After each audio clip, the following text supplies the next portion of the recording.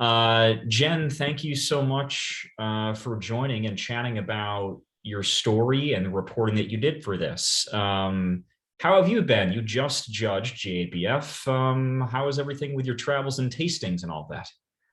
Pretty good. Thank you for having me tonight and for giving me the opportunity to talk about this a little bit more. I've been doing pretty well. I did 6 straight days of judging at JBF last week, and I'm headed to CBC next weekend. So I have just kind of like a brief 1 week break between going in and out of the Denver airport.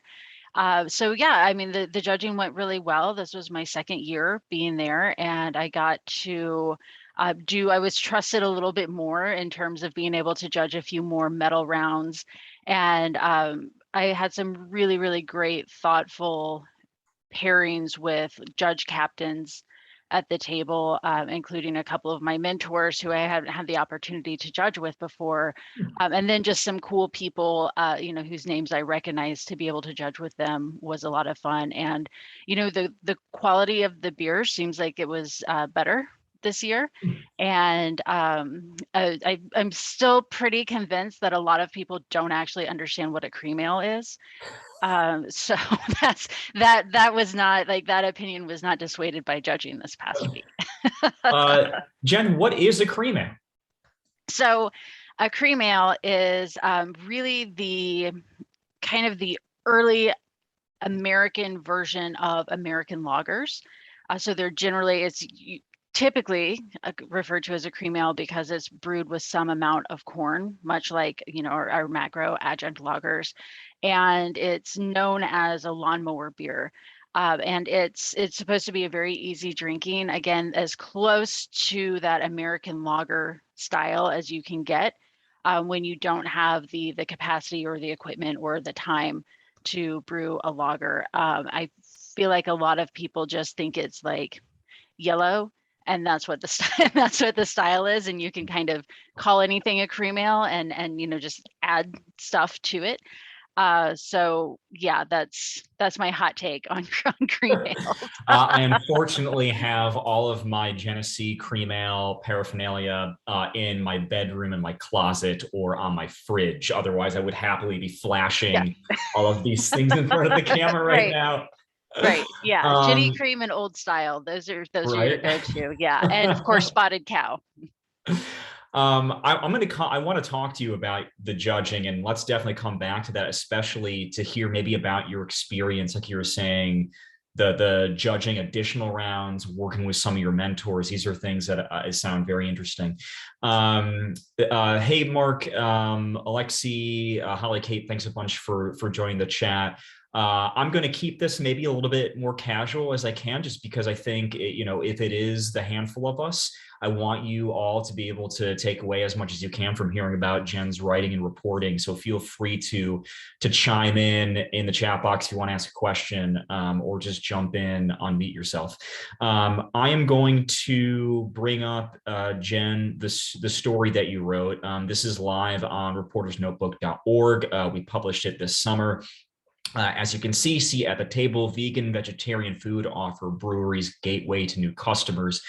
Now, Jen, when you submitted this pitch as part of the submission process for the grant series, it was really interesting because you brought up something that I don't think myself or others who were reviewing the submissions really kind of made the connection before. Could you maybe walk us through a little bit about how this story got on your radar?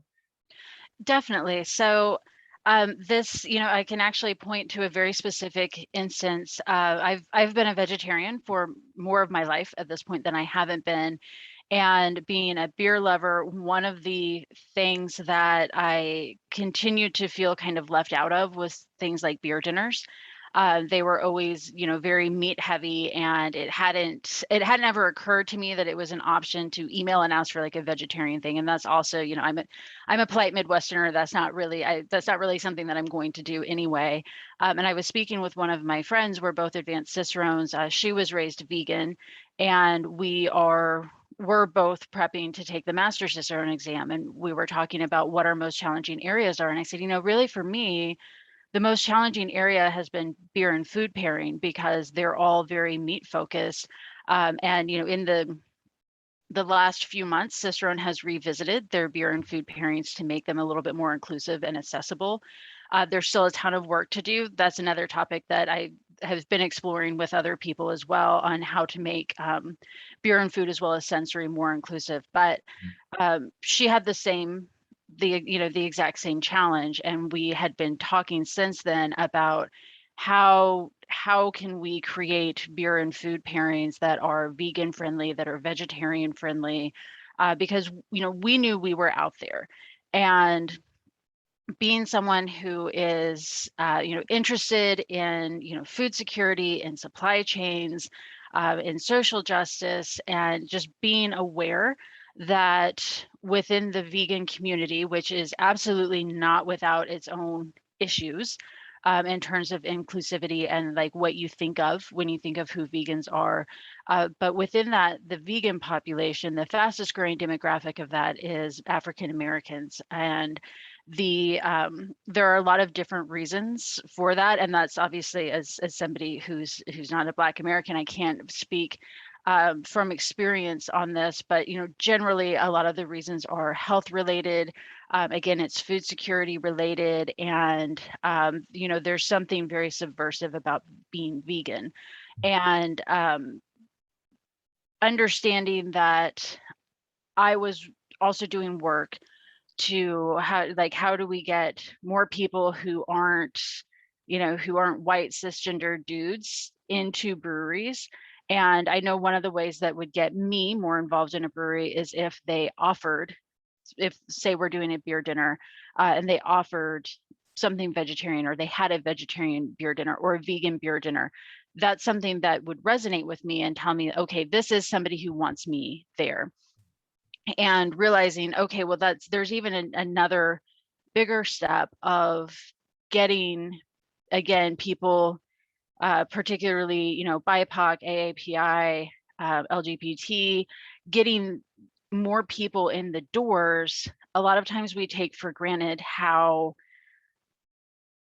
much people will, if spaces are always for you, if you're used to being in spaces where everyone looks like you underestimate that there are people who don't know if it's safe for them to be in your space. And that goes beyond, well, we say hi to everyone when they walk in the door. That's not enough. And, offering something that appeals, is very much a part of a culture that isn't the dominant culture, is not a solution, but it's one of those small steps that people can take to say, yes, you are welcome here, and we recognize this is a part of your culture, and we want to celebrate that, and we want you to be in our tap room celebrating that with us. So that's kind of in a I guess in a very long nutshell, where that idea came about. Yeah, lots of threads, and we'll get to that in just a moment because I think that is a super interesting part of the story and the storytelling process. But with the background, like you were explaining your own experience and the way that maybe you started thinking about all these things that you were just talking about, the flip side of that is, of course, what it does for your reporting. So when you were thinking about, your own experience and then the way that kind of led you to these other thoughts, when you actually got into it, when you were contacting people and talking to them as sources for the story, how did that background help you in what you were doing in your reporting? This was actually very challenging for me to write. I have a background in legal writing, and would actually joke, I'd been a research assistant to a couple of law professors, and would joke about like editing the personality out of their papers. So writing something that was more of a storytelling thing was a far bigger challenge for me than I was expecting it to be, which made me uncomfortable with that anyway. and when I was first approaching the story, I had asked a couple of different Facebook groups that were like vegan and vegetarian, or, like clean food groups. Hey, can you fill out this survey and, kind of let me know what is keeping you from going to beer dinners? Would you go to beer dinners if is this something that's a limiting step for you to feel like you're welcome someplace? And I was getting, mostly responses from, broadly from women who looked like me, who had my same kind of experiences. And I was like, this isn't really what I'm going for. Not that that input isn't valuable, but like society doesn't need another thing saying like center on white women. So it was difficult because as I was really starting to start writing and start talking to people and kind of formulating this idea, George Floyd was murdered and the Black Lives Matter protest started. And I was not about to go into a space and be like, hey, well-meaning white lady here, would you guys go to breweries if there was vegan food? So that was definitely a challenge on how can I approach this in a way that is, absolutely giving space to all of those things.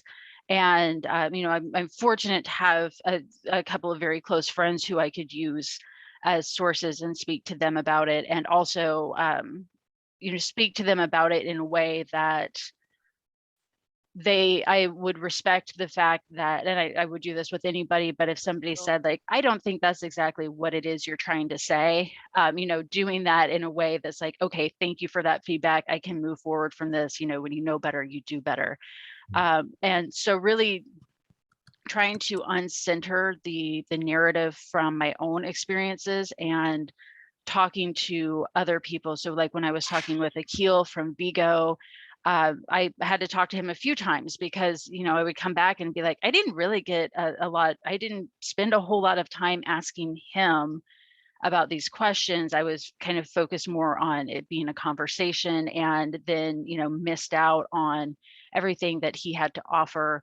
So, going back to him a couple of times, going back to Eugenia a couple times to say like, okay, as I've been doing this, I have more questions, or I would like for you to expand on this. And as as somebody who's a perfectionist, it's also it's hard to be like, I didn't get it right the first time, and that's fine. That's part of writing a story, is constantly understanding when you need to have new information or do a refresh with the conversation. What was that like for you as someone whose background was different than going through this kind of traditional reporting process? I hated it at first. And I know the first time that I had submitted a draft to you, your response was, this reads like a white paper. And I was like, well, I'm consistent, like this is still got it. But that's not exactly what we're going here for. And, I let myself be in my feels and kind of pout about it, and then acknowledge, yeah, I don't have a background in this, and I'm learning, and this is part of the learning process, and this kind of writing is very much what I would like to explore in the future. And so it's like, it's not good or bad, it's just data points that you use to move forward. But yeah, it was definitely an exercise in being comfortable with being uncomfortable and receiving feedback designed, of course, wonderful feedback, but feedback designed to push me farther outside of the comfort zone that I was already feeling like I was very far out of. Hmm. Yeah, full disclosure for everybody, Jen worked with me on the initial rounds of edits for the piece. Kate can attest to this too, where I think that experience where this is my biased opinion. If you have someone who's working with you as an editor to kind of like tell you, like, I think you're ready to go into this uncomfortable space as a writer and reporter, like that, I think will bring something really interesting out of you. And what I saw, I think, over the course of your reporting was, you did all this great research, which still showed up in the final product, but it seemed like the more that you were doing what you're just talking about, when you were going back to talk to sources, whether it was conversational or to pull something very specific out, like something opened up in the piece along the way, that each time we were talking about it, there was some new door that was opening that got me more excited about what was happening on your end as well. Right. Right. Yes, absolutely. I absolutely agree with that. What was it? So thinking about maybe some of those additions and the way that things changed from that first draft where you had citations to the point where you were thinking about it in terms of those sources and direct quotes. What was it about that from like A to B that I guess maybe stuck with you the most as you were thinking about what that reporting process was for you? Yeah, one thing about not having a journalistic background is I'm always surprised when I hear people who have a journalism training being very direct with questions and asking questions that are, challenging and not challenging in like an adversarial way, but continuing to push the conversation and willing to be uncomfortable and willing to also sit with the other person's discomfort. That's something that I've always thought there's no way that I could do that. And um, particularly when speaking with Eugenia Brown, we were friends, we were in contact, and realizing also that I just needed to get out of the space of being afraid to acknowledge, hey, you're Black and you have different experiences than I do, and it's okay. I'm here to ask you about that. So I need to ask you about that. And, we're aware of what the dynamic is. But again, that's also in the world a year ago. And also trying to be mindful that I'm not continuing to, traumatize people who are we're all going through something that's very traumatizing. Of course, that's, my experience is not anything like most, a lot of people's experiences were in that time. Um, so trying to be like, okay, this is exactly what we're all saying. We need to be talking about this. We need to be moving this conversation forward. And I need to be willing to do that and to ask those direct questions. And again, like we're all aware of, yes, Eugenia is qualified to talk about being a Black woman in the beer industry, and it's okay to acknowledge that, particularly to somebody who I consider a friend. What was it that you learned about asking questions? I think that, and I had learned this somewhat also in my very early days as a law clerk, of people are probably not going to be mad at you for asking questions. They're not going to yell at you for asking, very straightforward questions that are asked in a respectful way within the context of whatever you're talking about. And so then understanding that, like, yes, if I'm more direct on my questions and I'm pushing when I get responses that I think, well, that's not, maybe let's expand on that, instead of, wanting to be nice or wanting to be polite and just moving on. Then I don't also have to keep going back to people. I'm more respectful of their time by just being direct at the beginning and trusting that I'm not there with animosity. Nobody's going to be mad at me or yell at me about a question that I'm asking. When you were doing that, was there a particular example that comes out when you were talking to some of the sources where maybe you did have to go back a couple of times just to reconnect, where you were figuring out those questions along the way, whether it was Rachel or Akil or Eugenia or others? Hmm. I think with Rachel, I mean, she's one of my best friends. We talk almost every day. So it was never as big of a deal to me to just send her a text or send her an email or something. But then realizing, like, that's not really a pass when it comes to doing storytelling. And, I need to be respectful of her time because I'm asking her to speak in the capacity of a business owner who is doing this advocacy work within her business. And it was the same way with a keel of, again, same thing with Eugenia. Like, it's okay to acknowledge that he's a Black man. Like, he is aware, and I don't need to, I don't need to be uncomfortable with talking to him about, what is your business like? How has it been as a business owner? What do you see when you go into neighborhoods versus going into breweries? and that sort of thing.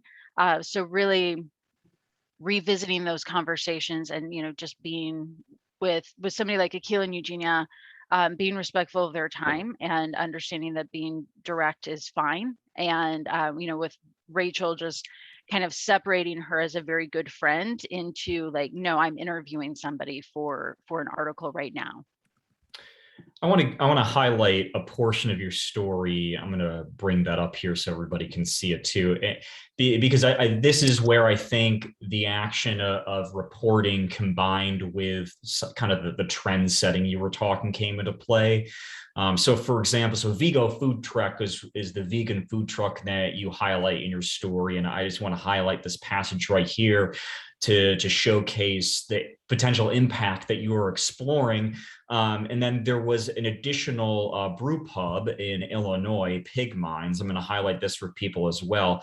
In both of these cases, what we're talking about is what's in the headline for the story. This idea that providing these different kinds of dietary options are going to offer breweries and spaces where beer is served the chance to maybe incorporate and meet brand new people who wouldn't be there otherwise.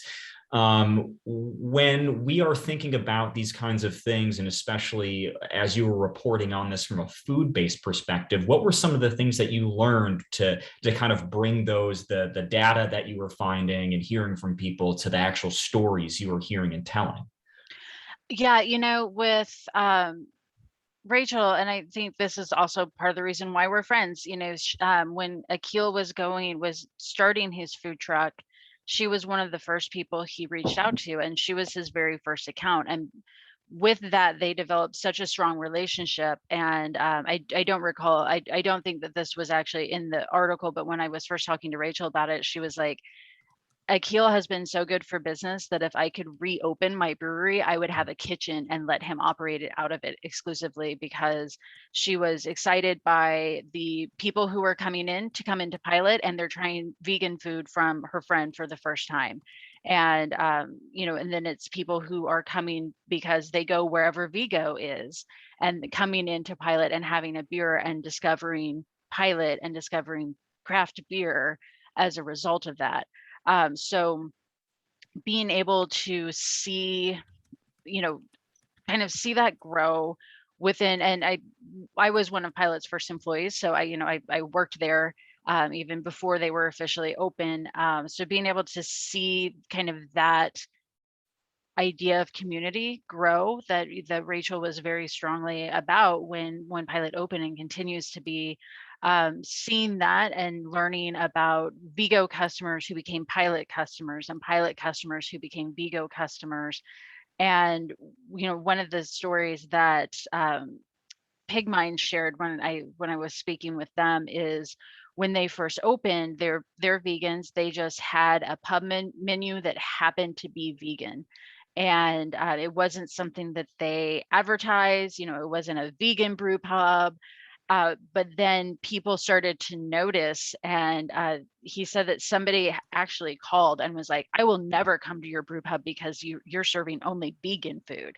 And it just seems like such a weird thing to get angry about, and then to call somebody about, to complain. But then learning with Pig Minds, also with Pilot, vegans, vegetarians to a lesser extent, I have a little bit more flexibility in what I eat. But they are a lot like craft beer consumers, where they're very destination based. And so one of the things I learned when speaking with Pig Minds is the increase he's gotten in vegans like traveling to Rockford, Illinois to come to their brew pub because it is vegan. And it's like kind of like vegan tourism is very similar to beer tourism. And I thought that was a super cool thing, that when he said it, that makes absolute sense. That, well, yeah, I mean, when I'm traveling, I have to look at the menu before I go someplace, so I don't end up with like a side salad and fries, which is kind of like the default vegetarian vegan meal at a lot of restaurants. I'm going to ask this, and then if anyone wants to chime in and ask and converse as well, please feel free. You're welcome to share a question in the chat box or just unmute yourself and ask away to Jen. One of the things I think, considering this story and the way that it might impact and help influence reporting of others, is I guess it's like this story 2.0. Like, why does this matter going forward? So you told this story of, here's a thing that businesses could and some are doing to attract audiences that historically they have not tried to. What do you feel like is the next step of this story based on your reporting and just your own experiences? The next step, and this was one of the brief points I made at the very beginning. I've had a lot of conversations since then with people who don't see their regional cuisine or their cuisine represented in beer and food pairings. And in one way, that's great because then they have the opportunity to, build those as the subject matter experts in their cuisine. But on the other hand, it's, realizing that similar to beer style guidelines, which is also something I've been like making noise about as well. A lot of the beer and food pairings are decided by maybe a handful of dudes, and at this point we're talking about retirees, and not that that impacts the value or the efficacy of the pairing. But everybody, particularly if you're doing something like the Cicerone program, you learn, it's this with this, and that's the pairing, and that's it. And what do you do if you grew up in the American South? Or what do you do when you're Dominican and you don't see any guidance at all on how to pair Dominican food with beer?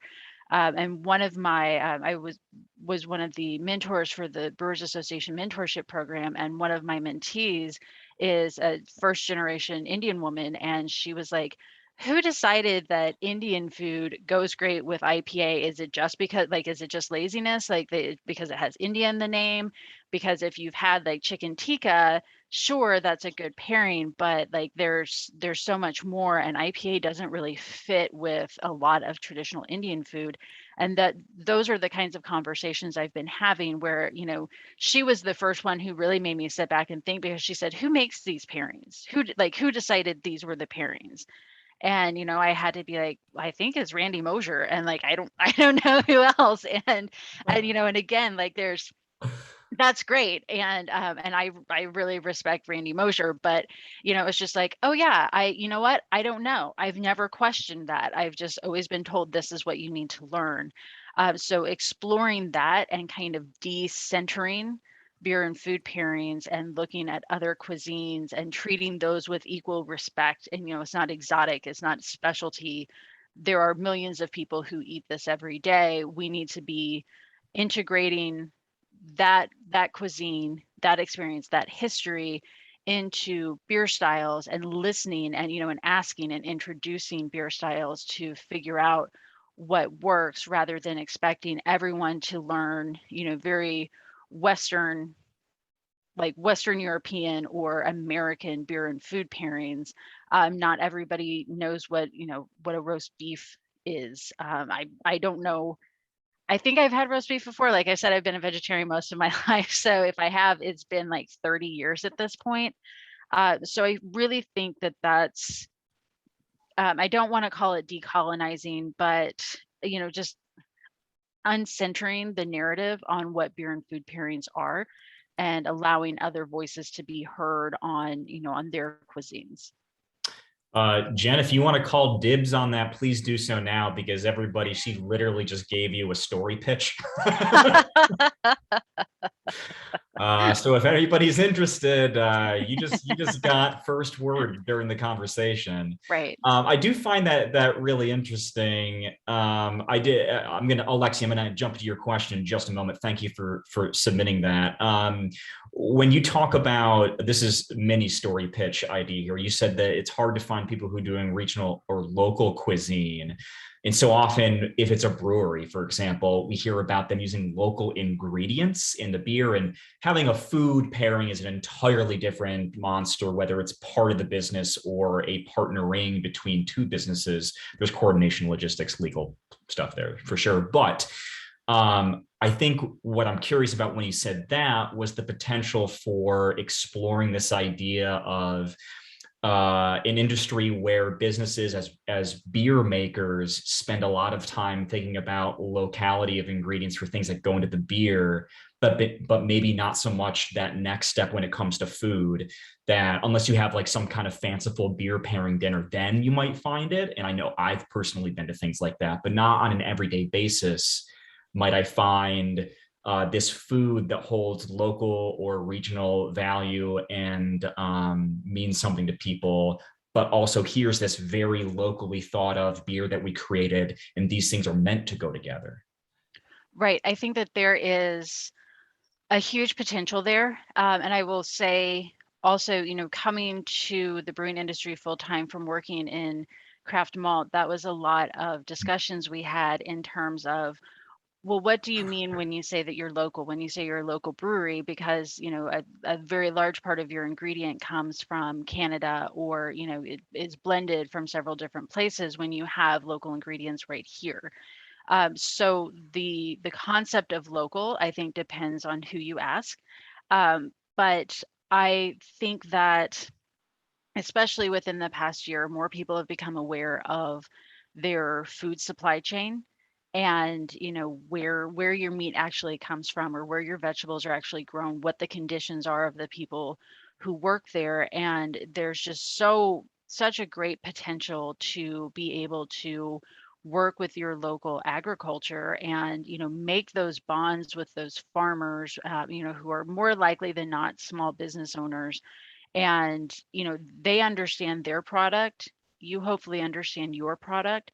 And that is just such a special thing, to have everything be a very deliberate pairing. And I think that there's huge potential for that, and I think Come that that on. is very meaningful for the agriculture side as well as for the beer side, because beer is an agricultural product. And having those, I have, when I develop recipes, having that craft malt background, I will select specific malts from specific maltsters, because I like the profile of, I know that, winter two-row barley grown in the southeast has a very kind of dry green tea flavor to it, and that's, if that's what I'm looking for, that's the kind of malt that I'll source, even as a home brewer. So there's just so much potential there to really make those two worlds, meld together nicely. And the other thing that that does is, then you've got, as a craft brewery who likes to think of themselves as local, you have your customers, the farmers, the growers, the chefs, they have their customers, and you have that opportunity to say, you like local, I like local. Now you've been introduced to a whole other option of what locality can mean. Hmm.